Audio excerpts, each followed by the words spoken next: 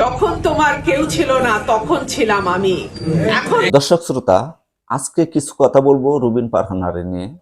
তো আপনারা অনেকেই জানেন যে রুবিন ফারহানা দল থেকে বহিষ্কার হয়েছে এবং স্বতন্ত্র নির্বাচন করতেছে।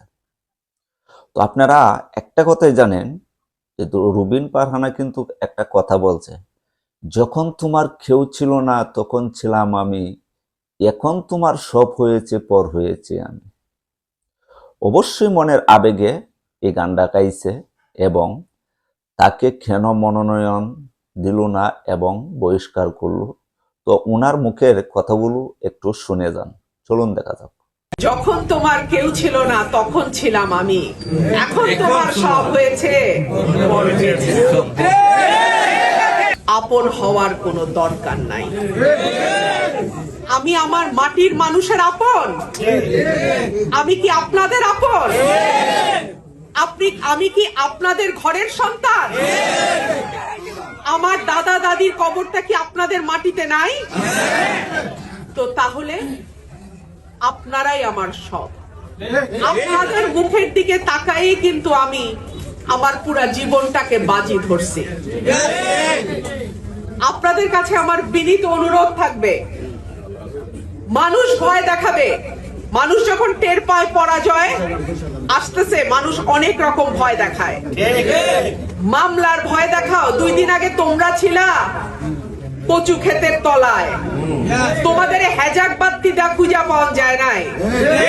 আজকে তোমরা আমার নেতা কর্মীকে মামলার ভয় দেখাও।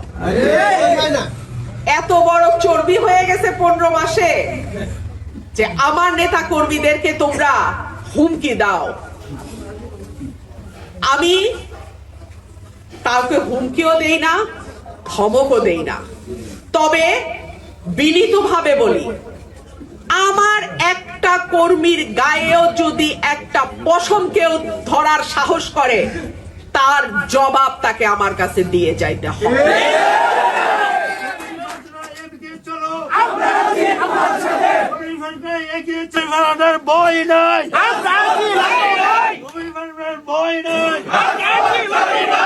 আপনারা অনেকেই জানেন আমি মধ্যরাত পর্যন্ত থানার বাইরে বৈশা থাইকা ওই ছেলেকে ছুটায় নিয়ে গেছিলাম।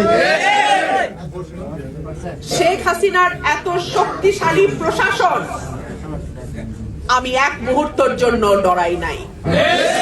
আর এখন অন্তর্বর্তীকালীন সরকার, তাদের ওয়াদা হচ্ছে সুষ্ঠু নির্বাচন। ব্যালট বাক্স ভৈরা কোন বিশেষ মার্কাকে জয়ী করার কাজ কিন্তু নাই। সুতরাং এই সরকারের সময় কোন স্বতন্ত্র প্রার্থীর কর্মীর গায়ে একটা টোকা দেওয়ার আগে আমার মতন প্রার্থীকে জবাব দিয়ে যাইতে হবে ইনশাআল্লাহ। প্রিয় ভাইরা আমার, নির্বাচনের আর মাত্র 1 মাস বাকি। এতটা দিন আপনারা আমার সঙ্গে কষ্ট করেছেন। আপনারা আমার পাশে না থাকলে আমার সাহস হতো না একলা একলা দাঁড়ানোর। আমি কোন গোষ্ঠীর মতন বেঈমান না। খাওয়ার পরে মুখ মুছে উঠে যাওয়ার কালচারও আমি আমার পরিবার থেকে শিখি নাই।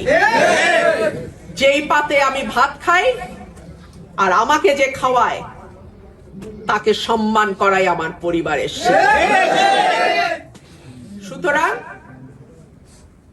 এই নির্বাচন একদিনের নির্বাচন না। এই নির্বাচন ঠিক করবে আগামী 5 বছর আপনারা ভালো থাকবেন নাকি অন্য কারো তাবেদারি করে আপনাদের থাকতে হবে। এই নির্বাচন ঠিক করবে সরাইল আশুগঞ্জের মানুষের রায় জয়লাভ করবে নাকি অন্য কারো ইশারা জয়লাভ করবে। এই নির্বাচন ঠিক করবে এই 2 উপজেলার মালিকানা এই 2 উপজেলার মানুষের হাতে আছে নাকি নাই। প্রিয় ভাইরা আমার, আমি আমার